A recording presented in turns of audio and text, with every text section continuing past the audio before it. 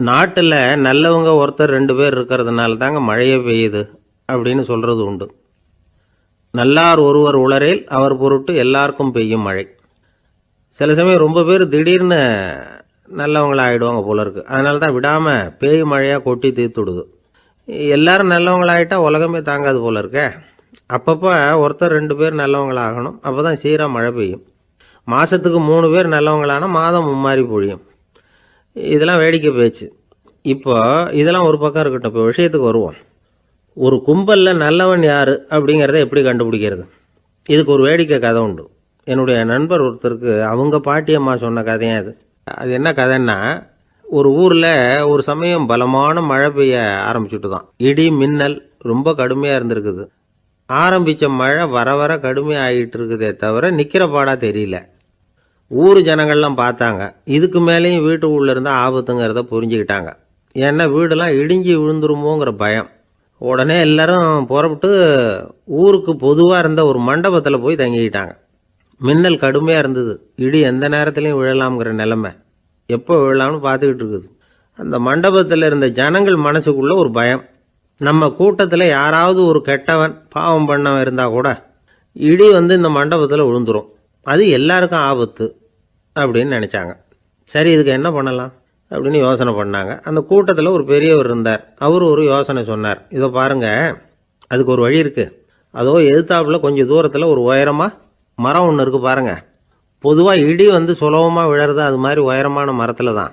நம்ம கூட்டத்தில் இருக்கிறவங்க எல்லாரும் ஒவ்வொருத்தராக போய் அந்த மரத்தை தொட்டு விட்டு திரும்பி வந்துடணும். நம்மள பாவம் பண்ணவன் யாரோ அவன் அந்த மரத்தை தொடுற சமயத்தில் இடி விழுந்துடும். அவன் மட்டும் போயிடுவான். மண்டபத்தில் இருக்கிற நாமெல்லாம் பொழைச்சிக்கலாம் அப்படின்னு ஐடியா கொடுத்தார் அந்த பெரியவர்.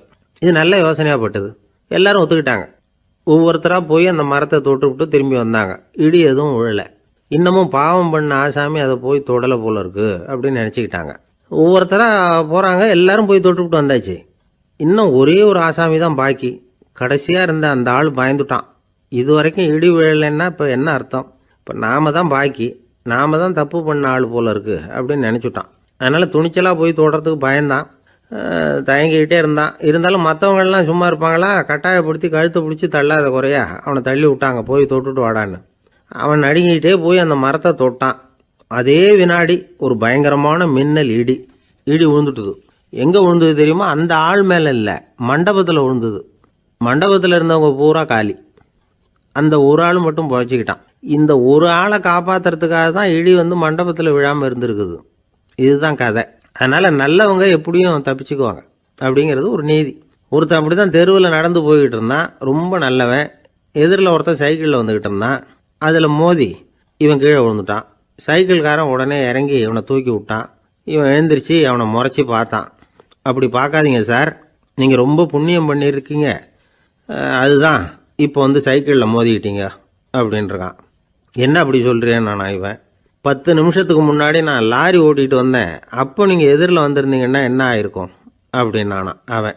ஒரு பெரிய தத்துவ சிந்தனையாளர் இருந்தார், சுவாங் சு அப்படின்னு பேர். அவருடைய மனைவி ஒரு நாள் திடீர்னு காலமாயிட்டாங்க. ஐயோ பாவம், அவர் ரொம்ப வருத்தப்படுவார், போய் ஆறுதலாக 4 வார்த்தை பேசிவிட்டு வரலாம் அப்படின்னு நினச்சிக்கிட்டு நிறைய பேர் அவரை தேடிட்டு வந்தாங்களாம். வந்தவங்களுக்கு ஆச்சரியம். ஏன்னா இவர் வருத்தப்பட்டுக்கிட்டு இருப்பார் அப்படின்னு தானே எதிர்பார்த்தாங்க. அப்படி இல்லை, தாளம் போட்டுக்கிட்டு உட்காந்துருக்கிறார். தாளத்துக்கு தகுந்த மாதிரி பாட்டு வேற பாடிக்கிட்டு இருக்கிறார். என்ன மனுஷன் அவர், கொஞ்சம் கூட கவலை இல்லாமல் இப்படி இருக்கிறாரு அப்படின்னு நினச்சாங்க. ஒருத்தர் துணிஞ்சு அவர்கிட்ட கேட்டுவிட்டார், என்னங்க இது இப்படி அப்படின்னு. அதுக்கு அவர் என்ன சொன்னார் தெரியுமா? இதை பாருங்க, என்னுடைய மனைவி பிறக்கிறதுக்கு முன்னாடி அவளுக்கு உயிரும் கிடையாது, உடலும் கிடையாது. அதுக்கு பிறகு தான் உயிர் வந்தது, உடல் வந்தது, அந்த உருவம் வந்தது. இப்போ என்ன ஆச்சு? அந்த உருவமும் உயிரும் போயிட்டுது, அவ்வளவுதானே. வந்தது போயிட்டுது. இளவேனில் காலம், இலையுதிர் காலம், பனிக்காலம், இப்படி பருவங்கள் மாறி மாறி வருது இல்லையா? அது மாதிரி பிறப்பும் இறப்பும் மாறி மாறி வருது. இது இயற்கை. இதுக்காக அழுதா அது எப்படி அப்படின்னாராம். ஞான தெளிவு அடைஞ்சவங்களுக்கு எல்லாமே சுகம்தான். திருவள்ளுவரும் அதை தான் சொல்கிறார். உறங்குவது போலும் சாக்காடு, உறங்கி விழிப்பது போலும் பிறப்பு. தூங்கிறதுக்கெல்லாம் நாம் வருத்தப்பட்டுக்கிட்ட இருக்கிறோமா? இன்றைக்கி தூங்க வேண்டியிருக்குதே, இன்னும் கொஞ்சம் நேரத்தில் நான் தூங்க வேண்டியிருக்கு அப்படின்னு சொல்லி யாராவது அழுதுகிட்டு இருப்பாங்களா? அதனால் இந்த உலக வாழ்க்கையினுடைய இயல்பை யதார்த்தத்தை நாம் தெளிவாக புரிஞ்சுக்கணும். அப்படி புரிஞ்சுக்கிட்டால் நாம் கவலை இல்லாமல் வாழ முடியும். ஒரு வயசான தாத்தா பாட்டி 60 வருஷத்துக்கு முன்னாடி அவங்களுக்கு கல்யாணம் ஆச்சு, ஒன்றாவே வாழ்ந்தாங்க, ஒன்றாவே இறந்து போனாங்க. இப்போ அவங்க 2 பேரும் சொர்க்கத்துக்கு போய் சேர்ந்தாங்க. அங்கே எல்லா வசதியும் இருந்தது. ஒரு பெரிய பங்களாவே இவங்களுக்கு ஒதுக்கி கொடுத்தாங்களாம். இதுக்கு எவ்வளவு வாடகைன்னு கேட்டார் தாத்தா. வாடகையெல்லாம் கிடையாது, இலவசம் அப்படின்னார் அங்கே இருந்தவர். அந்த வீட்டுக்கு பின்னாடி ஒரு பெரிய புல்வெளி இருந்தது.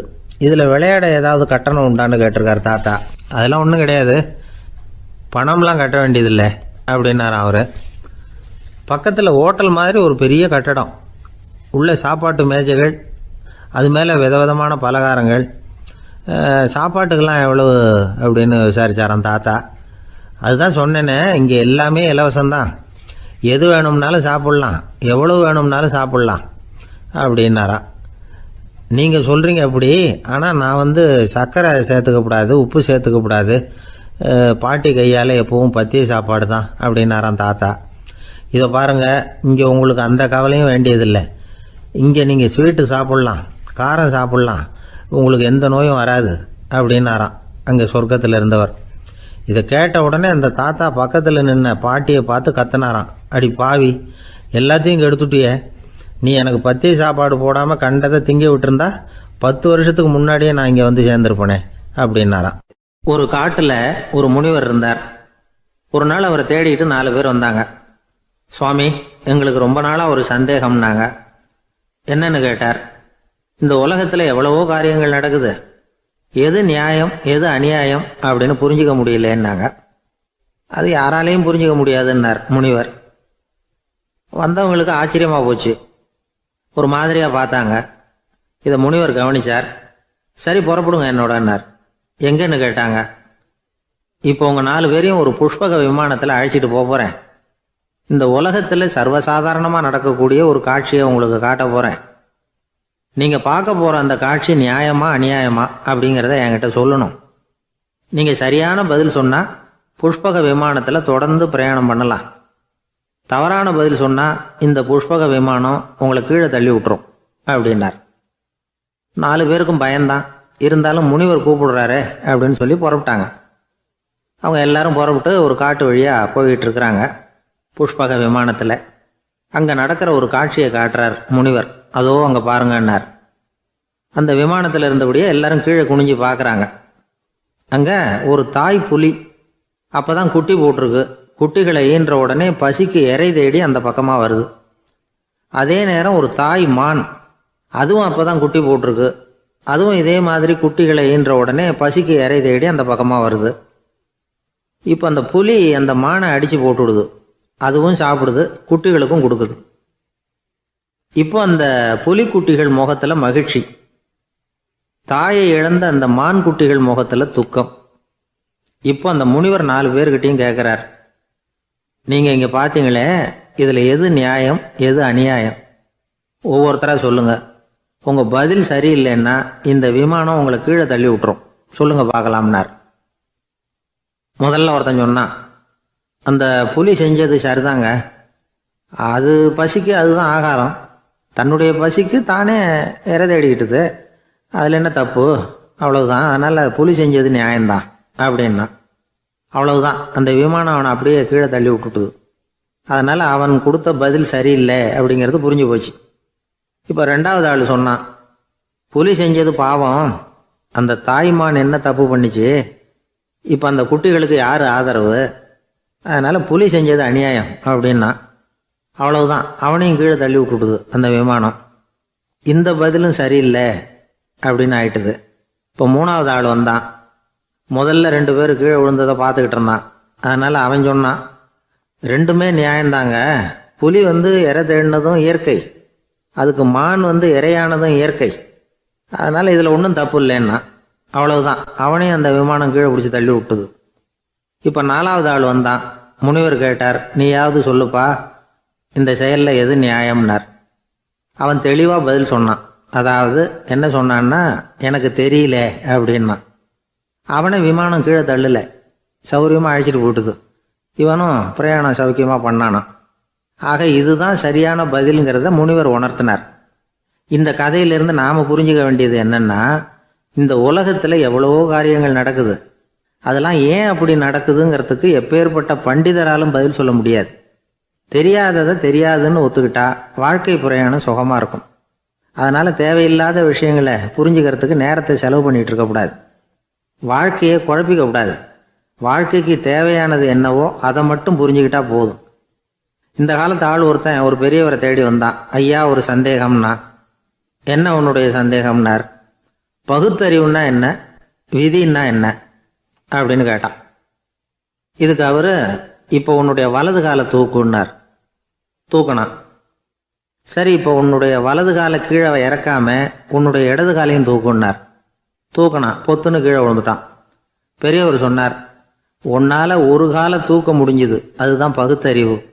2 கால்களையும் ஒரே சமயத்தில் தூக்குனா அடிபடும், அப்படிங்கிறது தான் விதி அப்படின்னு விளக்கம் கொடுத்தார். இவன் தன்னுடைய விதியை நொந்துக்கிட்டே இடுப்பை பிடிச்சிக்கிட்டு அங்கேருந்து நடந்து போயிட்டான். ஒரு ஊரில் ஒரு பெரியவர் இருந்தார். ஒரு நாள் அவரை தேடி ஒருத்தர் வந்தார். ஐயா, நான் கடவுளை பரிபூர்ணமாக நம்புகிறேன் அப்படின்னார். சரி, அந்த நம்பிக்கை உனக்கு எப்படி வந்ததுன்னு கேட்டார் இவர். அவர் சொல்ல ஆரம்பித்தார். ஐயா, எனக்கு கல்யாணம் ஆகி 10 வருஷம் ஆச்சு. ஆனாலும் குழந்தை பாக்கியம் இல்லை. அதுக்கு என்ன காரணமாக இருக்கும்னு நான் யோசனை பண்ணிகிட்டு இருந்தப்போ நண்பர் ஒருத்தர் ஒரு ஆலோசனை சொன்னார். உனக்கு மதப்பற்று இல்லை, எந்த கடவுளையுமே நம்ப மாட்டேங்கிற, அதுதான் காரணம். கடவுளை நம்பு, உனக்கு குழந்தை பாக்கியம் கிடைக்கும் அப்படின்னார். அவர் அப்படி சொன்னாரே தவிர எனக்கு சந்தேகம்தான். இருந்தாலும் அவர் சொன்னபடியும் நடந்து தான் பார்ப்போமே அப்படின்னு முடிவு பண்ணேன். கடவுளை நம்ப ஆரம்பித்தேன். அந்த வருஷமே அழகான ஆண் குழந்தை பிறந்தது. எல்லாம் இறைவன் அருள் அப்படின்னார். இவர் இப்படி சொன்னதை கேட்டதும் அந்த பெரியவர் சொன்னார், நீ சொல்கிறதெல்லாம் சரிதான். இருந்தாலும் இந்த காலத்தில் எந்த ஒரு காரியமாக இருந்தாலும் அதை சோதனை செஞ்சு பார்த்துட்டு தான் ஒரு முடிவுக்கு வந்து சேர முடியும். அறிவுபூர்வமான முடிவு அதுவாக தான் இருக்கும். அறிவியல் சோதனைகள் அப்படித்தான். ஒரு குறிப்பிட்ட விஷயத்தை பற்றி எத்தனை தடவை சோதனை பண்ணாலும் ஒரே முடிவு தான் கிடைக்கணும். அதுதான் சரியாக இருக்கும்.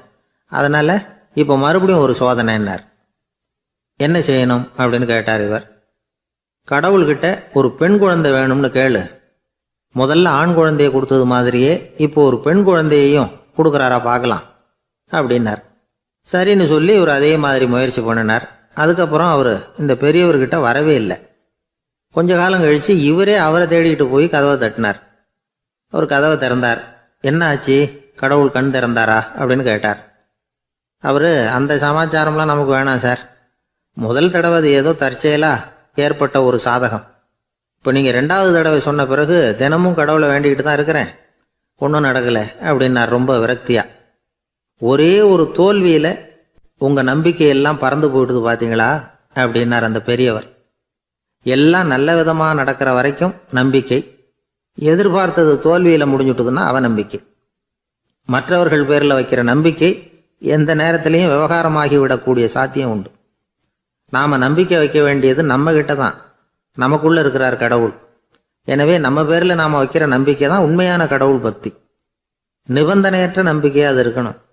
எல்லாம் நல்லபடியாக நடந்துக்கிட்டு இருந்தால் எந்த முட்டாளுக்கும் நம்பிக்கை வரத்தான் செய்யும் அப்படிங்கிறது ஒரு பெரியவர் கருத்து. தியானத்தின் மூலமாக தான் உனக்குள்ள ஆழமாக தோண்டுனா உன்னுடைய அடி ஆழத்தில் நம்பிக்கை வந்து அப்படி ஊற்றெடுக்கும், அதை பார்க்க முடியும் அப்படிங்கிறது பெரியவர்கள் சிந்தனை. ஒரு குழந்தை அப்பாவை பார்த்து என்னப்பா பண்ணுறேன்னு கேட்டுதான். பிரார்த்தனை பண்ணிகிட்டு இருக்கிறேன்னாரான் அப்பா. பிரார்த்தனை பண்ணுனா என்ன கிடைக்கும் அப்படின்னு கேட்டுதான் குழந்தை. எல்லாம் கிடைக்கும் அப்படின்னாரான் அப்பா. நீ வச்சிருக்கிறிய பேனா அது கூட கிடைக்குமான்னு கேட்டுதான் குழந்தை. கிடைக்குமேன்னு இருக்கார். அப்படின்னா அந்த பேனாவை என்கிட்ட கொடுத்துரு, நீ பிரார்த்தனை பண்ணி வேற பேனா வாங்கிக்கோ அப்படின்னு தான் அந்த குழந்தை. ஒரு வயசான பாட்டியும் தாத்தாவும் ஒரு பூங்காவில் உட்காந்து பேசிக்கிட்டு இருக்கிறாங்க. அவங்களுக்கு கல்யாணம் ஆகி 53 வருஷம் ஆச்சு. பிள்ளைங்கள்லாம் படித்து பெரிய பெரிய வேலையில் இருக்கிறாங்க. பேரன் பேத்திகளும் நல்ல நிலைமையில் இருக்கிறாங்க. இந்த தாத்தாவும் பாட்டியும் சிரித்து பேசிக்கிட்டு இருந்ததை ஒரு பெரியவர் பார்த்தார். அவருக்கு ஆச்சரியமாக இருந்தது. இந்த வயசுலேயும் இவ்வளவு அந்யோன்யமாக இவங்க பேசிக்கிட்டு இருக்கிறாங்களே அப்படின்னு நினச்சார். சரி, நேரிலேயே கேட்டுருவோமே அப்படின்னு நினச்சிக்கிட்டு கிட்ட போனார். உங்கள் மன வாழ்க்கையின் வெற்றிக்கான ரகசியம் என்ன அப்படின்னு கேட்டார். இதை கேட்டதும் அந்த தாத்தா சிரிச்சுக்கிட்டே பாட்டியை பார்த்தாராம். அதுக்கப்புறம் சொன்னாராம், நான் இந்த அம்மாவை கல்யாணம் பண்ணிக்கிட்டதுக்கும் எங்களுடைய இல்வாழ்க்கை இவ்வளவு நாளாக பலம் குறையாமல் மகிழ்ச்சியாக இருக்கிறதுக்கும் காரணம் ஒன்று தான். அது என்ன காரணம்னா, எங்களுக்கு இடையில பொதுவா நிறைய குறைகள் உண்டு, அதுதான் காரணம் அப்படின்னாராம். அவர் சொல்றது சரிதான் அப்படிங்கிறது மாதிரியே அந்த பாட்டியும் அவரை நிமிர்ந்து பார்த்தாங்களாம். இந்த பெரியவர் மறுபடியும் அந்த பாட்டியை பார்த்து அதே கேள்வியை கேட்டிருக்கார். உங்களுடைய நீண்டகால மன வாழ்க்கைக்கு கிடைச்ச வெற்றி எதனாலேன்னு சொல்ல முடியுமா அப்படின்னு கேட்டாராம். அவங்களும் சிரிச்சுக்கிட்டே பதில் சொன்னாங்களாம். என்ன பதில் தெரியுமா? சில பேரை நாம குறிப்பிட்ட பண்புகளுக்காக நேசிக்கிறோம், வேற சிலரை நாம அந்த பண்புகள் இல்லாத குறைகளுக்காகவே விரும்பி பழகிறோம் இல்லையா அப்படின்னு கேட்டுட்டு தலையை குனிஞ்சுக்கிட்டாங்களாம் அந்த பாட்டியம்மா. அவங்க அப்படி சொன்னதை கேட்டதும் இவருக்கு புதுசா ஞானம் பிறந்தது மாதிரி இருந்துதான். இதுதான் மனம் நிறைந்த மன வாழ்க்கை அப்படிங்கிறார் சுவாமி சின்மயானந்தர். பண்புகளை எப்படி நேசிக்க முடியுதோ அதே மாதிரி பண்புகள் இல்லாத குறைகளையும் நேசிக்க முடியும். மனசுதான் காரணம். ஒரு மேல்நாட்டு தம்பதி, அவங்களும் தாத்தா பாட்டி தான். அவங்க 2 பேரும் ஒரு பூங்காவில் உட்காந்து சிரிச்சு பேசிக்கிட்டு இருக்கிறாங்க. அதை ஒருத்தர் பார்த்தார். அவருக்கு ஆச்சரியம், இவ்வளவு காலம் ஆகி இந்த வயசுலயும் இப்படி அன்பா பேசிக்கிட்டு இருக்கிறாங்களே அப்படிங்கிற ஆச்சரியம். கிட்ட நெருங்கி போனாரு. கேட்டார், ஏன் தாத்தா உங்களுக்கு கல்யாணம் ஆகி எவ்வளவு வருஷம் ஆச்சுன்னார். 55 வருஷம் ஆச்சுன்னாராம் அவரு. இன்னமும் இவ்வளவு சந்தோஷமா இருக்கிறீங்களே, அதுக்கு என்ன காரணம்னு கேட்டிருக்கார். அதுக்கு என்ன காரணம்னா, இதுவரைக்கும் எங்களுக்குள்ள சண்டையே வந்ததில்லை அப்படின்னாராம். அது எப்படி முடியும்னு கேட்டிருக்கார் இவர் ஆச்சரியமா. அந்த தாத்தா சொல்ல ஆரம்பிச்சாராம், இதை பாருப்பா, எங்களுக்கு கல்யாணம் ஆன புதுசுல நானும் என்னுடைய மனைவியும் ஒரு குதிரை மேலே ஏறி ஒரு காட்டு வழியா போய்கிட்டு இருந்தோம். கொஞ்சம் தூரம் போனதும் அந்த குதிரை எடக்கு பண்ணிச்சு. நான் உடனே கீழே இறங்கி அந்த குதிரையை பார்த்து, இது உனக்கு முதல் தடவை அப்படின்னு மிரட்டலாக சொல்லிவிட்டு ஏறி உக்காந்தேன். மறுபடியும் போனோம். கொஞ்சம் தூரம் குதிரை நல்லபடியாக நடந்து போச்சு. மறுபடியும் எடக்கு பண்ண ஆரம்பிச்சுட்டுது. நான் கீழே இறங்கினேன். கையில் இருந்த சாட்டையால் ஓங்கி ஒரு அடி கொடுத்தேன்.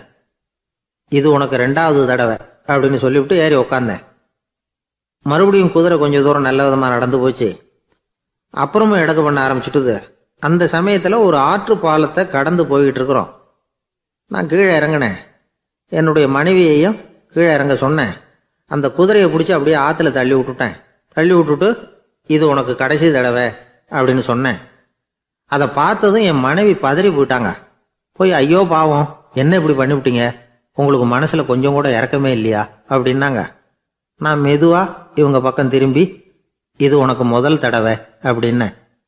அவ்வளவுதான், அன்னையிலேருந்து இன்னைய வரைக்கும் ஒரு நாள் கூட எங்களுக்குள்ள சண்டையே வந்ததில்லை அப்படின்னு விளக்கம் கொடுத்தார் அந்த தாத்தா. கடற்கரை ஓரமா ஒரு பெரியவர் கையால மணலை கீறிக்கிட்டே உட்காந்துருக்கிறார். என்னத்தையும் தேடிட்டு இருக்கிறது மாதிரி தெரிஞ்சுது. மெதுவா கிட்டத்துல போய், என்னத்தை தேடிட்டு இருக்கிறீங்க அப்படின்னு கேட்டோம். அவரு சாவகாசமா நிமிந்து பார்த்து, நிம்மதியை தேடிட்டு இருக்கிறேன்னார். நாங்க ஒரு மாதிரி ஆயிட்டோம். இருந்தாலும் சமாளிச்சுக்கிட்டு, சார், மணல்ல கிழிஞ்சல் தான் கிடைக்கும், நிம்மதி கிடைக்காது அப்படின்னோம். சரி, இன்னைக்கு வசமா நம்ம கிட்ட ஒரு ஆள் மாட்டிக்கிட்டார் அப்படின்னு நினைச்சு அவர் பக்கமா போய் உட்காந்துக்கிட்டு கதை சொல்ல ஆரம்பிச்சிட்டோம். ஒரு பெரிய மன்னர் இருந்தார். அவருக்கு எல்லா வசதியும் இருந்தது. இருந்தாலும் ஒரே ஒரு குறை. அது என்னன்னா, நிம்மதி இல்லைங்கிற குறை. அரண்மனையில தினமும் கலை நிகழ்ச்சி, நாட்டியம் எல்லாம் நடந்துகிட்டு தான் இருந்தது. இருந்தாலும் நிம்மதி இல்லை. சரி, நிம்மதி எங்க கிடைக்கும் அப்படின்னு தேட ஆரம்பிச்சார்.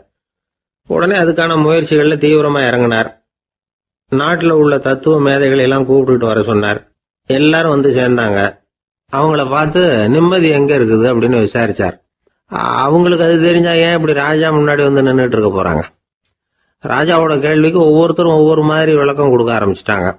எந்த பதிலும் ராஜாவுக்கு திருப்தி அளிக்கக்கூடிய அளவுக்கு இல்லை. சரி, போயிட்டு வாங்கன்னு சொல்லி அவங்கள எல்லாம் அனுப்பி வச்சுட்டார். ஒரு நாள் அவர் மாளிகையில உப்பருகையில நின்றுட்டு இருக்கிறார். அந்த சமயத்துல தெருவுல ஒரு பிச்சைக்காரன் ரொம்ப உல்லாசமா பாட்டு பாடிக்கிட்டே போயிட்டு இருக்கிறான். குரல்ல ஒரு சந்தோஷம், நடையில ஒரு மிடுக்கு. அவன்கிட்ட கொஞ்சம் கூட கவலை இருக்கிறதா தெரியல. உடனே ராஜா அதை பார்த்தார். ஏவலாளிகளை கைதட்டி கூப்பிட்டார். உடனே ஓடி போய் அந்த பிச்சைக்காரனை இங்க அழைச்சிட்டு வாங்கன்னு உத்தரவு போட்டார். இவங்க உடனே ஓடி போய் அவனை கூப்பிட்டாங்க. அரண்மனைக்கு வாழ்ந்தாங்க. அவன் வரல. அரண்மனைக்குள்ள அடி எடுத்து வைக்க மாட்டேன்னு சொல்லிவிட்டான். ராஜா கிட்ட விஷயத்தை சொன்னாங்க. அவருக்கு ரொம்ப ஆச்சரியம், இப்படி ஒரு ஆள் இருக்கிறானா அப்படின்னு. சரி, அவன் என்னதான் சொல்றான் அப்படின்னு விசாரிச்சார். இவங்க மறுபடியும் தெருவுக்கு போய் கேட்டாங்க. என்ன பார்க்கணும்னா, ராஜா விருப்பப்பட்டாருன்னா அவரை வேணும்னா இங்க வர சொல்லுங்க அப்படின்னு சொல்லிவிட்டான். அதை ராஜா கிட்ட சொன்னாங்க. அவருக்கு கோபம் வரல. இவ்வளவு சுதந்திர உணர்வோடு இருக்கிறவன் சாதாரண ஆளா இருக்க முடியாது அப்படின்னு நினைச்சார். உடனே கிடுகிடுன்னு இறங்கி தெருவுக்கு வந்தார். பிச்சைக்காரங்கிட்ட போனார். நீ கவலைப்படாம சந்தோஷமா பாடிட்டு போறியே, அது எப்படி முடியுது உன்னால அப்படின்னு கேட்டார். ஏன் அப்படி கேக்குறீங்கன்னு அவன், அதுக்கு இல்ல, எனக்கு அரண்மனையில எவ்வளவோ சுகபோகங்கள்லாம் இருக்கு, இருந்தாலும் நிம்மதி இல்ல, இது ஏன்னு எனக்கு தெரியல. இந்த தேசத்துல உள்ள அறிஞர்களை எல்லாம் கூப்பிட்டு கேட்டு பார்த்துட்டேன், அவங்களுக்கும் தெரியல. உன்னை கேட்டா தெரியும்னு நினைச்சேன், அதனாலதான் சந்திக்கிறதுக்கு ஆசைப்பட்டேன், ஆனா நீ வரமாட்டேன்னு விட்டியே அப்படின்னார். பிச்சைக்காரன் கடகடன்னு சிரிக்க ஆரம்பிச்சுட்டான். மகிழ்ச்சிக்கும் உங்களுக்கும் தடையா இருக்கிறது இந்த மாளிகை தான். இதை விட்டுட்டு வெளியில வந்துட்டா நிம்மதி தேடிட்டு வந்துரும்னா. நான் அரசன், எனக்குன்னு கடமைகள் இருக்கு, அதையெல்லாம் விட்டுட்டு எப்படி வர முடியும்னார் ராஜா. ரெண்டும் ஒரே நேரத்துல கிடைக்கணுங்கிறது முடியாத காரியம். உங்க சுகபோகத்துக்கு விலையாதான் உங்க நிம்மதியை கொடுத்துக்கிட்டு இருக்கிறீங்க.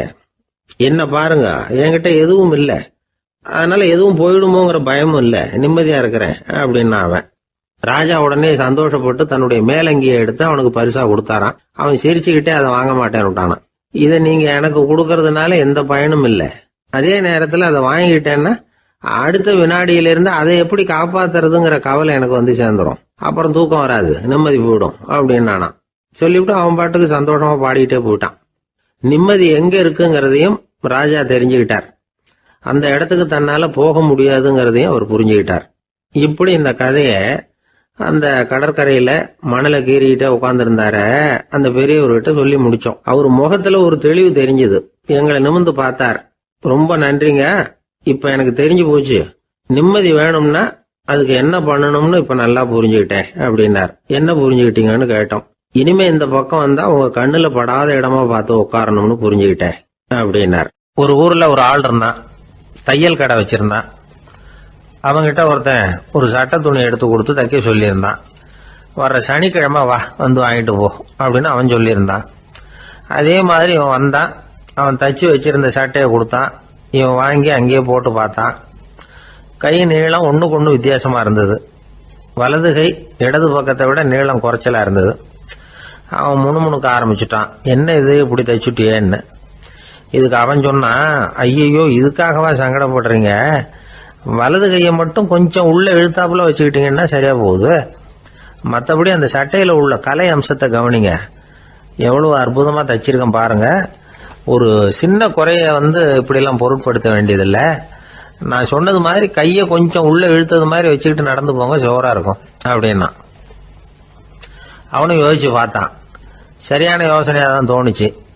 கொஞ்சம் முயற்சி பண்ணி வலது கையை கொஞ்சம் உள்ள இழுத்து சட்டை சரியா இருக்கிறது மாதிரி பண்ணிட்டான். இப்ப மறுபடியும் ஒரு பிரச்சனை. வலது கையை உள்ள இழுத்த மாதிரி அப்படியே வச்சுக்கிட்டதும் முதுகு பக்கம் கொஞ்சம் துணி தளர்த்தியா தொங்குறது மாதிரி தெரிஞ்சது.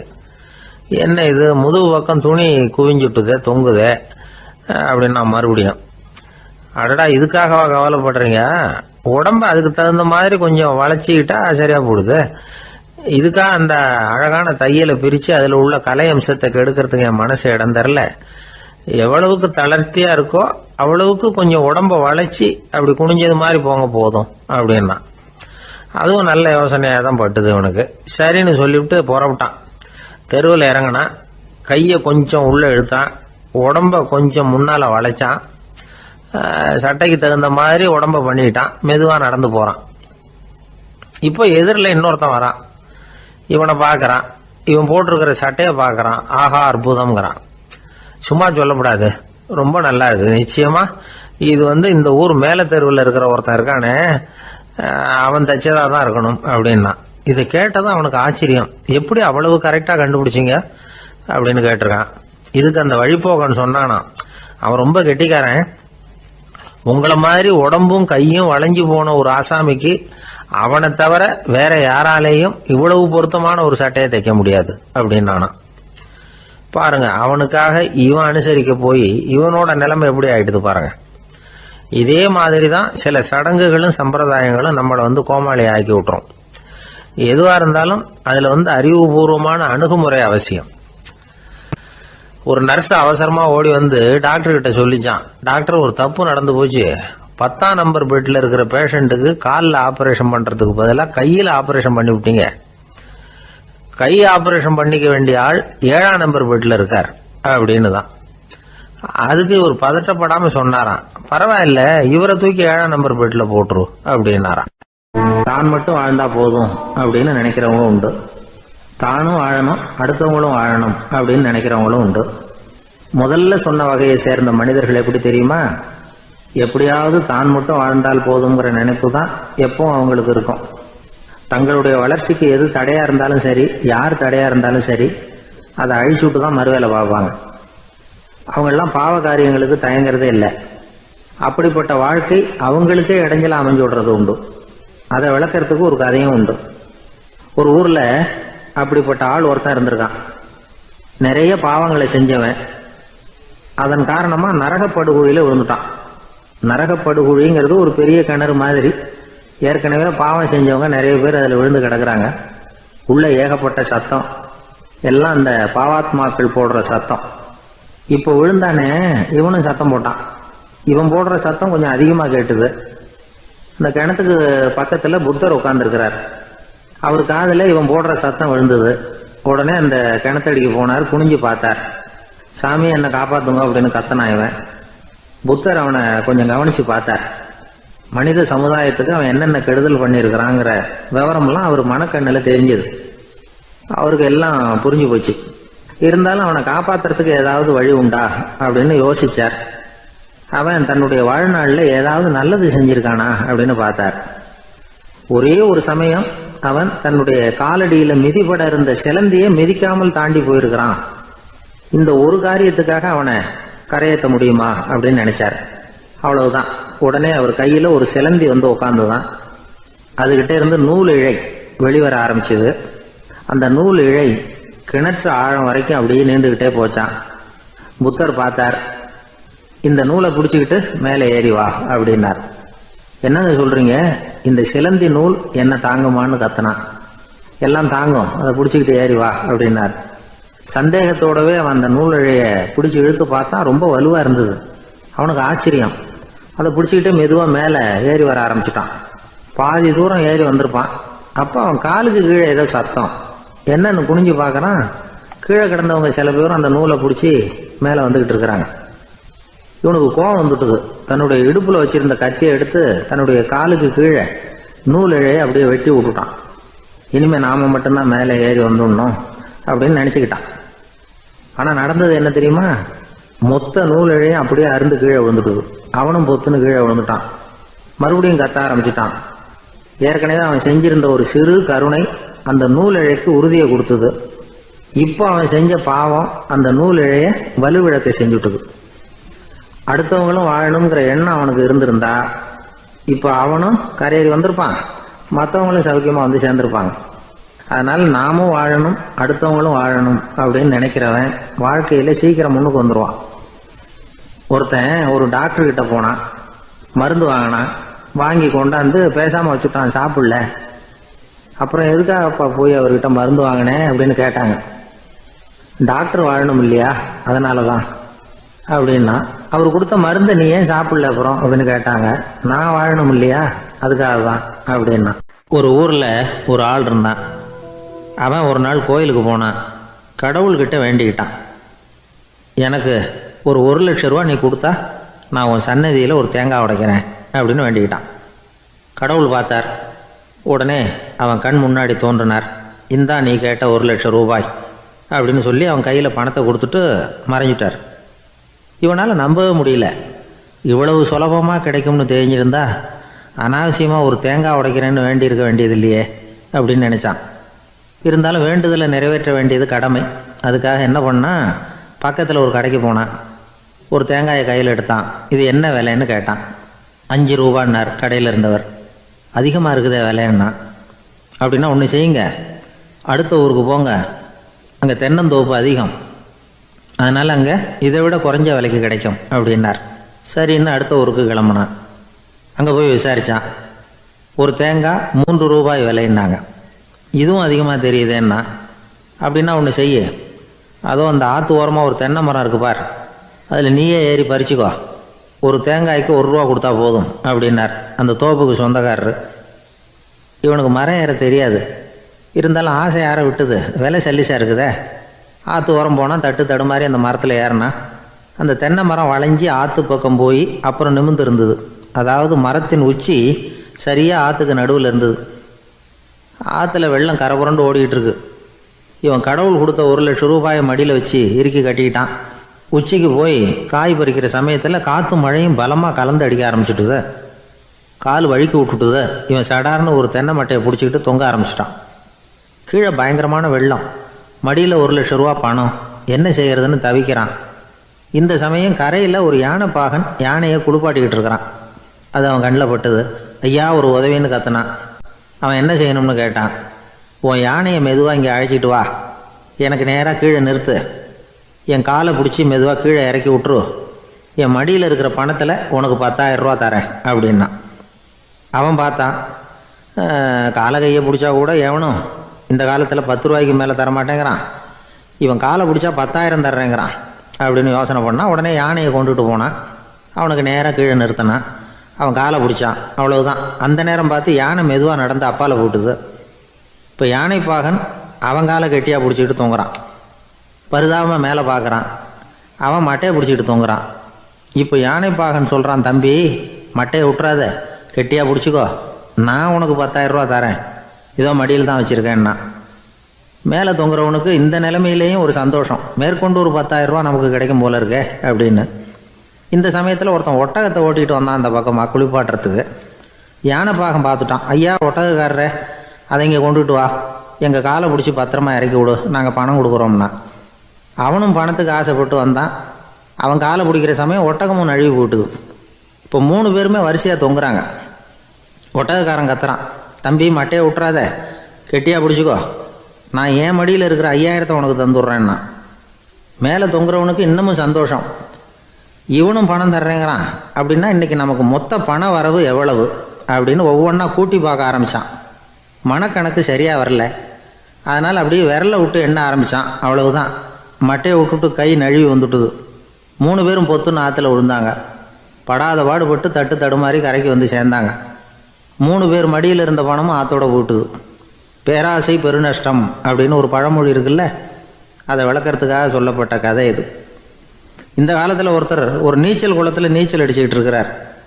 காவலுக்கு இருந்தவர் அதை கவனிச்சுட்டார். கரையிலேருந்து சத்தம் போட்டாராம், இதோ பாருங்க, இங்கே ராத்திரி 8 மணிக்கு மேலே நீச்சல் அடிக்கிறது சட்டப்படி குற்றம், அதுக்கு அனுமதி கிடையாது, தெரியாதா உங்களுக்கு அப்படின்னாராம். இதுக்கு அவர், ஐயையோ நான் நீச்சல் அடிக்க வந்தவன் இல்லைங்க, சும்மா சுற்றி பார்க்க வந்தவன், தடுமாறி குளத்தில் விழுந்துட்டேன், நீச்சல் தெரியாது, அதனால் தத்தளிச்சுக்கிட்டு இருக்கிறேன் அப்படின்னு கத்துனாராம். கரையில் இருந்தவர் பார்த்தார். ஓ அப்படின்னா சரி, அதுக்கு ஒன்றும் தடை இல்லை அப்படின்னு சொல்லிவிட்டு அவர் பாட்டு நடந்து போயிட்டாராம். அசோக மன்னர் வந்துகிட்டு இருக்கார். அவருடைய ஆலோசகர்கள் எல்லாம் பக்கத்தில் வந்துகிட்டு இருக்கிறாங்க. அந்த சமயத்தில் எதிரில் ஒரு புத்த பிக்ஷு வர்றார். அசோகர் பார்க்கிறார். ஓடி போய் அவர் காலில் விழுந்து வணங்குறார். அசோக மன்னரின் தலை அந்த புத்த துறவியின் பாதத்தில் பட்டுக்கிட்டு இருக்கு. பக்கத்தில் நின்றுகிட்டு இருந்த அமைச்சருக்கு இது ரொம்ப சங்கடமா போச்சு. ரொம்ப வருத்தப்பட்டார். நம்ம அசோக சக்கரவர்த்தி எப்பேற்பட்டவர், அவரோட தலை ஒரு சன்னியாசியின் பாதத்தில் படுறதா அப்படின்னு நினைச்சு ரொம்ப கவலைப்பட்டார். அரண்மனைக்கு திரும்பினதும் அமைச்சர் மெதுவாக ஆரம்பிச்சார். அரசே, எனக்கு ரொம்ப வருத்தமா இருக்குது அப்படின்னார். எதுக்குன்னார் மன்னர். அசோக சக்கரவர்த்தியின் தலை, அதாவது அந்த சிரம் ரொம்ப மதிப்புமிக்க ஒன்று, அது ஒரு சன்னியாசியின் காலில் படலாமா அப்படின்னார். அசோகர் பதில் சொல்லல, சிரிச்சார், போயிட்டார். அதுக்கப்புறம் ஒரு சரியான சந்தர்ப்பத்துக்காக காத்துக்கிட்டு இருந்தார். ஒரு நாள் அமைச்சரை கூப்பிட்டார். எனக்கு 3 தலைகள் வேணும் அப்படின்னார். சொல்லுங்க, கொண்டுகிட்டு வரேன் அப்படின்னார் அமைச்சர். அசோகர் சொன்னார், முதல்ல எனக்கு தேவையானது ஒரு ஆட்டின் தலை, 2வது ஒரு புலியின் தலை, 3வது ஒரு மனிதனின் தலை. இதுதான் அசோகர் கேட்டது. எங்க இருந்தாலும் கொண்டு வாங்கன்னார். அமைச்சர் புறப்பட்டார். ஆட்டுத்தலை புலித்தலை கிடைச்சிட்டுது. அப்புறமா ஒரு சுடுகாட்டுக்கு போய் ஒரு மனித தலையும் சேகரம் பண்ணிட்டு ராஜா கிட்ட வந்துட்டார். அரசே, உங்கள் ஆணைப்படி 3 தலைகளையும் கொண்டு வந்திருக்கிறேன்னார். அசோகர் பார்த்தார். ரொம்ப நல்லது, இப்ப இது 3ஐயும் எடுத்துக்கிட்டு போய் சந்தையில வித்துட்டு வாங்க அப்படின்னார். அமைச்சர் அதுகளை எடுத்துக்கிட்டு சந்தைக்கு போனார். முதல்ல ஆட்டுத்தலை நல்ல விலைக்கு வித்து போச்சு. நல்ல விலை கொடுத்து வாங்கிட்டு போட்டாங்க. அடுத்தபடியா புலி தலைய ஒருத்தர் வாங்கிட்டார். அதை பாடம் பண்ணி வீட்டில் மாட்டி வைக்கலாமே அப்படின்னு நினைச்சு அதையும் வாங்கிட்டு போட்டார். மனித தலையை மட்டும் வாங்குறதுக்கு யாரும் முன் வரல. எல்லாரும் அதை பார்த்துட்டு விலகி போக ஆரம்பிச்சாங்க. அமைச்சர் திரும்பி வந்தார். அரசே, இந்த தலையை மட்டும் யாரும் வாங்க மாட்டேங்கிறாங்க அப்படின்னார். சரி, பரவாயில்ல, இதை இலவசமாவே எனாமாவே யாருக்கிட்டையாவது கொடுத்துட்டு வந்துருங்க அப்படின்னார்.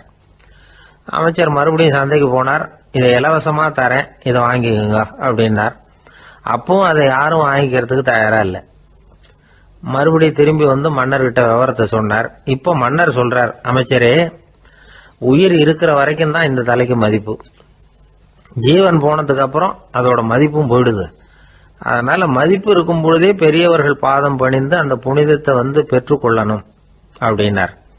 பணிவுங்கிறது வேற, அடிமைத்தனம்ங்கிறது வேற. பெரியவர்களை பணிவது நமக்கு பெருமை தரக்கூடிய விஷயம். இதை மனசுல வச்சுக்கிட்டு எப்போ காலில் விழணும், எப்போ காலில் விழக்கூடாது அப்படிங்கிறத முடிவு பண்ணிக்கணும். ஒரு சாதாரண ஆள் நடந்து வந்துகிட்டு இருந்தார். எதிரில் வந்த ஒரு பெரிய மனுஷன் ஓடி போய் அவர் காலில் விழுந்து தன்னுடைய தலையை அவர் பாதத்தில் கொண்டு போய் வச்சார். கொஞ்ச நேரம் கழிச்சு எழுந்திரிச்சு வந்துட்டார். வந்த பிறகு இவரை கேட்டேன், ஏன் திடீர்னு ஓடி போய் அந்த ஆளு காலில் விழுந்தீங்க அப்படின்னு. அவர் போட்டிருக்கிறது என்னோட காணாம போன செருப்பான்னு கண்டுபிடிக்கிறதுக்காக அப்படி விழுந்தேன் அப்படின்னார். ஒரு ஊர்ல ஒரு பெரியவர் இருந்தார். அவர் ஒரு குரு. அவர் தொடர்ந்து தியான கூட்டங்கள் நடத்துவார். அந்த கூட்டத்தில் கலந்துக்கிறதுக்காக பல ஊர்கள்ல இருந்து சீடர்கள் நிறைய பேர் வருவாங்க போவாங்க. ஒரு நாள் அங்கே கூட்டம் நடந்துகிட்டு இருக்குது. அந்த சமயத்தில் சீடர்களில் ஒருத்தன் என்னத்தையும் திருடி விட்டான். மற்ற சீடர்கள் அதை கவனிச்சுட்டாங்க. இவன் ஆப்பிட்டுக்கிட்டான். கூட்டம் முடிஞ்ச பிற்பாடு இவன் திருடின விஷயத்தை அந்த பெரியவர்கிட்ட போய் சொன்னாங்களாம். அவர் கவனத்துக்கு கொண்டுகிட்டு போனாங்க. ஆனால் அவர் இதை காதிலே போட்டுக்கல, கண்டுக்கவே இல்லை. போய் சொன்ன சீடர்களுக்கெல்லாம் ஏமாத்தமாக போயிட்டுது. என்ன இது, இவ்வளவு தூரம் நாம் கண்டுபிடிச்சி போய் சொல்கிறோம், அவர் கண்டுக்கவே மாட்டேங்கிறாரே அப்படின்னு ஒரு மாதிரி ஆயிட்டாங்க. இருந்தாலும் அதை பற்றி ஒன்றுமே சொல்லிக்கல, பேசாமல் இருந்துட்டாங்க. கொஞ்ச நாள் ஆச்சு. அதே ஆள் மறுபடியும் ஒரு திருட்டில் மாட்டிக்கிட்டான். சீடர்கள் மறுபடியும் அந்த குரு கிட்ட விஷயத்த சொன்னாங்க. அவர் அப்பவும் வழக்கம் போல சும்மாவே இருந்துட்டார். இவர் இப்படி இருக்கிறத பார்த்ததும் அந்த சீடர்களுக்கு கோபம் வந்துட்டுது. உடனே அந்த சீடர்கள்லாம் ஒன்று கூடி பேசினாங்களாம். எல்லாருமா சேர்ந்து ஒரு விண்ணப்பம் தயார் பண்ணாங்க. அதை குருநாதர்கிட்ட கொண்டுட்டு போய் கொடுத்தாங்க. அந்த விண்ணப்பத்தில் இவங்க என்ன எழுதியிருக்கிறாங்க தெரியுமா? குருநாதர் அவர்களே, உடனே திருடனவன் மீது சட்ட நடவடிக்கை எடுக்கணும். நீங்கள் அப்படி அவனை இங்கே சேர்க்கக்கூடாது. நீங்கள் சேர்த்தீங்கன்னா நாங்கள் இங்கே இருக்கிறத பற்றி யோசிக்க ஆரம்பிச்சிருவோம். அவனை இந்த மடத்தை விட்டே துரத்தி பண்ணணும். நீங்கள் அவனை வெளியில் அனுப்புங்க, இல்லைன்னா நாங்கள் அத்தனை பேரும் வெளியில் போயிடுறோம். இப்படி தான் அந்த விண்ணப்பத்தில் எழுதியிருக்கிறாங்க. குரு அந்த விண்ணப்பத்தை வாங்கி படித்து பார்த்தார். அதுக்கப்புறம் அதை எழுதின அத்தனை பேரையும் கூப்பிட்டாரு. எல்லாரும் இப்படி வாங்கன்னாரு. வந்தாங்க. இப்படி என் எதிரில் உட்காருங்கன்னார். உட்காந்தாங்க. அப்புறம் சொன்னார், இதை பாருப்பா, நீங்கள் எல்லாரும் புத்திசாலிகள். உங்களுக்கு எது நல்லது எது கெட்டதுங்கிறது நல்லா தெரியும். நீங்கள் மேற்கொண்டு ஏதாவது படிக்கணும்னு நினச்சா வேறு எங்கே வேணும்னாலும் போகலாம். அதுக்கு நான் தடை சொல்ல மாட்டேன். ஆனால் உங்களால் குற்றம் சாட்டப்பட்ட அவன் இருக்கானே, அவன் எப்படின்னா அவனுக்கு எது நல்லது எது கெட்டதுங்கிறதெல்லாம் தெரியாது. அதனால தான் திருடுறான். நீங்கள் சொல்கிறது மாதிரி அவனை அடித்து துரத்தி போடுறோம்னு வச்சுக்கோங்க, அவனுக்கு எப்படி நல்லது கெட்டது தெரியும்? அவனுக்கு அதை யார் சொல்லி கொடுக்கறது? அதனால் இங்கேயே இருக்கட்டும், அதுதான் சரி. இதுக்காக நீங்கள் எல்லாரும் என்னை விட்டுட்டு போனாலும் சரி, அவனை நான் விரட்ட மாட்டேன் அப்படின்னு விட்டாரான். இவ்வளவையும் திருடனை அந்த சீடன் கேட்டுக்கிட்டே இருந்திருக்கான். அவன் கண்களில் கண்ணீர். அப்படியே எழுந்திரிச்சு வந்தான். குரு காலில் விழுந்தான். அவன் கண்ணீரில் அவனது தீமை கழுவப்பட்டது அப்படிம்பாங்க. அதாவது சீடர்களுக்கு அந்த குருவோட பெருமை அப்போ தான் புரிஞ்சுதான். ஒரு நல்ல ஆசிரியர் இருக்காருன்னு வச்சுக்கோங்க, நல்லா படிக்கிற பையனுக்கு தான் பாடம் சொல்லி கொடுப்பேன்னா அது என்ன பெரிய விஷயமா? மோசமாக படிக்கிறவனையும் மாற்றி காட்டுறேங்கிறது தான் பெருமை. இந்த காலத்து குரு ஒருத்தர் ஒரு ஆசிரமம் வச்சு நடத்திட்டு வந்தார். நிறைய பேர் தினம் வருவாங்க போவாங்க. ஒரு நாள் ஒருத்தன் வந்தான். அந்த குரு முன்னாடி போய் நின்னான். ஐயா, என்ன உங்கள் சீடனாக ஏற்றுக்கணும்னா. அந்த குரு நிமிர்ந்து பார்த்தார். உன்னுடைய நோக்கம் என்னன்னு கேட்டார். ஐயா, உங்ககிட்ட கொஞ்ச நாள் இருந்தேன்னா நல்ல பழக்க வழக்கங்களை கற்றுக்கலாம். அதுக்கப்புறம் வெளியில் போய் ஒரு நல்ல தொழில் தொடங்கி வாழ்க்கையில் முன்னுக்கு வரணுங்கிறது தான் என்னோட நோக்கம் அப்படின்னா. நீ சொல்கிறது சரி, ஆனால் உன்னால் இங்கே நல்ல பழக்க வழக்கங்களை கற்றுக்க முடியலேன்னு வச்சுக்கோ, அப்போ என்ன பண்ணுவேன் அப்படின்னு கேட்டார் அவர். அப்படி ஆச்சுன்னா என்ன, உங்களை மாதிரியே ஒரு ஆசிரமம் ஆரம்பித்து அதுக்கு குருவாக இருந்துட்டு போகிறேன் அப்படின்னு நானும். ஒருத்தன் வேகமாக ஓடி வந்தான். ஏப்பா அப்படி தலை தெறிக்க ஓடி வர்றேன்னு கேட்டேன். பின்னாடி துரத்திக்கிட்டு வருது சார் அப்படின்னா. ஏதாவது நாய் துரத்திக்கிட்டு வருது போல இருக்கு அப்படின்னு நினச்சி அவனுக்கு பின்னாடி பார்க்குறேன். கண்ணுக்கு எட்டின தூரம் வரைக்கும் எதுவுமே தெரியல. ஏன்பா எதுவும் ஒன்றை துரத்துறது மாதிரி தெரியலையே என்ன, நல்லா பாருங்கள் சார் அப்படின்னா. பார்த்துட்டு தான் சொல்கிறேன் என்ன. இதோ பாருங்கள் சார், இதுதான் என்னை துரத்துது அப்படின்னு அவன் காட்டுறான். அவன் சுட்டி காட்டின இடத்துல பார்த்தா அங்கே அவனுடைய நிழல் தான் தெரியுது. என்னப்பா சொல்கிற அப்படின்னு சொல்லி அவனை சந்தேகமாக பார்த்தேன். அதுக்கப்புறம் தான் அவன் விவரமாக பேசினான். சார், எனக்கு என் நிழலை கண்டா பிடிக்கிறதில்ல. எப்போ பார்த்தாலும் இது என்னையே பின்தொடர்ந்து வந்துக்கிட்டு இருக்குது. இதை என்னால் சகிக்கவே முடியல. இதை என்கிட்டேருந்து பிரிக்கிறதுக்கு எவ்வளவோ முயற்சிகள்லாம் பண்ணி பார்த்துட்டேன், முடியலன்னா. அப்படி என்னென்ன முயற்சிகள் பண்ணினேன் அப்படின்னு கேட்டேன். அவன் என்னென்ன செஞ்சாங்கிறத விவரமாக சொன்னான். அவன் என்ன பண்ணியிருக்கிறான், ஒரு பெரிய குழியை தோண்டி அதில் தன்னுடைய நிழலை புதைச்சிருவோம் அப்படின்னு முடிவு பண்ணிட்டு மண்வெட்டி எடுத்துக்கிட்டு தோட்டத்து பக்கம் போயிருக்கான். ஆழமாக ஒரு குழியை தோண்டியிருக்கான். குனிஞ்சு பார்க்குறான். அந்த குழிக்குள்ளே தன்னுடைய நிழல் தெரியுது. ஆஹா, இதுதான் சமயம், நிழல் இப்போ குழிக்குள்ளே இருக்குது, மண்ணை போட்டு மூடி விடலாம் அப்படின்னு நினச்சிக்கிட்டு கொஞ்சம் மண்ணை அள்ளி போட்டான். பார்த்தா இப்போ அந்த நிழல் அந்த மண்ணுக்கு மேலே வந்து நிற்கிது. இது ஏதுடா வம்பா போச்சு அப்படின்னு அவசரமாக மண்ணை வாரி போட்டு மூடி பார்க்குறான். குழி பூராவும் மூடி விட்டு பார்க்குறான். மறுபடியும் நிழல் மேலே வந்து உட்காந்துக்கிட்டு இருக்குது. சரி, இதை குழியில் புதைக்க முடியாது அப்படின்னு முடிவு பண்ணிட்டு இதை இங்கேயே இப்படியே விட்டுட்டு ஒரே ஓட்டமாக ஓடி போடுவோம் அப்படின்னு நினச்சி எடுத்தான் ஓட்டம். அது காலை நேரம். இவன் மேற்க நோக்கி ஓடிக்கிட்டு இருக்கிறான். ஓடி ஓடி பார்க்குறான், நிழல் இவனை விட வேகமாக இவனுக்கு முன்னாடி ஓடிக்கிட்டு இருக்கு. சரி, திரும்பி ஓடி பார்ப்போம் அப்படின்னு நினச்சிக்கிட்டு அப்படியே சடார்னு திரும்பி ஓட ஆரம்பித்தான். பார்த்தான், அப்பாடா நிழலை காணலை. கொஞ்சம் தூரம் ஓடி ஒரு இடத்துல நின்று அப்படியே சாவகாசமாக திரும்பி பார்க்குறான். பின்னாடி நின்றுக்கிட்டு இருக்குது நிழல். இப்படி ஓடி வந்து தான் இங்கே நம்ம முன்னாடி நின்று தன்னுடைய அவஸ்தையை சொல்லிகிட்டு இருக்கிறான். இந்த நிழலை துரத்துறது அல்லது வெட்டி விடுறது, இதுக்கு ஏதாவது வழி இருக்கா சொல்லுங்கள் சார் அப்படிங்கிறான். நமக்கு ஒன்றும் புரியல. அந்த நேரம் பார்த்து ஒரு பெரியவர் வந்தார். அவர்கிட்ட யோசனை கேட்டோம், என்ன செய்யலாம்னு. அவர் சொன்னார், இந்த பாருப்பா, நீ அங்கேயும் எங்கேயும் ஓடாத, அப்படியே கீழே படுத்துக்கொண்டார். அது நல்ல உச்சி வேலை. அவன் அப்படியே கீழே படுத்துக்கிட்டான். இப்போ அப்படி இப்படின்னு திரும்பி பார்க்குறான், நிழலை காணலை. அவன் இப்போ தான் நிம்மதியாக இருந்தான். இப்போ அந்த பெரியவர் சொன்னார், எல்லா மனிதர்களுமே இப்படி தான் ஓடிக்கிட்டு இருக்கிறாங்க. நான் எனது அப்படிங்கிற ஆணவம் தான் அவங்கள துரத்திக்கிட்டு இருக்கு. அதை விட்டுட்டு ஓடணும்னு நினச்சாலும் அது முன்னாடி வந்து நிற்கிது. பரம்பொருளை நோக்கி ஓடுறப்போ இந்த ஆணவம் பின்னாடி வந்துவிடுது. பரிபூர்ண சரணாகதிங்கிற நிலையில் அது முழுசுமாக மறைஞ்சுவிடுது. தன்னை உணர்கிற வேலை அது. அந்த நேரம் மனிதனுக்கு விடுதலை உணர்வு ஏற்படுகிற நேரம் அது. அப்படிப்பட்ட சுதந்திர மனிதர்களாக எல்லாரும் மாறி போயிட்டாங்கன்னா இந்த உலகமே இன்பமயம் அப்படின்னு ஒரு விளக்கம் கொடுத்தார் பெரியவர். நம்மால் ஒருத்தர் வேகமாக ஓடி வந்துக்கிட்டு இருந்தான். ஏன்டா அப்படி ஓடி வர்ற அப்படின்னு கேட்டார் எதிரில் வந்தவர். ஆசை துரத்துது, அதுதான் ஓடி வர்றேன்னா. உனக்கு என்ன ஆசைன்னு கேட்டார். எனக்கு ஒன்றும் ஆசை இல்லைங்க, என்னை எப்படியாவது பிடிச்சுடணும்னு போலீஸ்காரங்களுக்கு ஆசை. அந்த ஆசை இப்போ என்னை துரத்தி பின்னாடி வந்துக்கிட்டு இருக்குது. அதுதான் தப்பிச்சு வந்துக்கிட்டு இருக்கிறேன். குறுக்க நிற்காதீங்க சார், வழியை விடுங்க அப்படின்னு சொல்லிவிட்டு வேகமாக ஓடி மறைஞ்சான். ஜப்பானில் உள்ள ஒரு புத்த விகாரை. அங்கே ஒரு வயசான பௌத்த குரு தங்கியிருக்கிறார். ஒரு நாள் ராத்திரி கடுமையான குளிர். அவரால் தாங்க முடியல. பார்த்தார், மரத்தில் செஞ்ச புத்த சிற்பங்கள் அங்கே நிறைய இருந்தது. அதில் ஒன்றை எடுத்து அதுக்கு தீ மூட்டி அந்த நெருப்பில் குளிர் காஞ்சிக்கிட்டு இருக்கிறார். மர சிற்பம் தீ வச்சதும் படபடன்னு வெடிக்க ஆரம்பிச்சுட்டுது. அந்த சத்தத்தை கேட்டதும் அந்த புத்த விகாரையின் குருக்கள் வெளியில் ஓடி வந்தார். இவர் ஆனந்தமாக குளிர் காஞ்சிக்கிட்டு இருக்கிறார். அவரால் பொறுத்துக்க முடியல. தெருவில் திரிஞ்சுக்கிட்டு இருந்த அந்த பெரியவரை இங்கே தங்க அனுமதித்ததே அவர் தான். இவர் இப்படி பண்ணுறாருன்னு நினச்சிக்கிட்டே அவரை கோபமாக பார்த்தார். ஏன் இப்படி கோபமாக பார்க்குறீங்க, இப்படி வந்து உட்காருங்க அப்படிங்கிறாரு இவர். அவருக்கு இன்னமும் கோபம் வந்துட்டுது. எங்கள் கடவுளை எரிச்சுட்டீங்களே அப்படின்னு சத்தம் போட்டாராம். அப்படியா அப்படின்னு கேட்டுக்கிட்டே அந்த சாம்பலை கிளறினார் இவர். என்ன செய்கிறீங்கன்னு கேட்டிருக்காரு அவர். நான் எலும்புகளை தேடுறேன்னாராம்.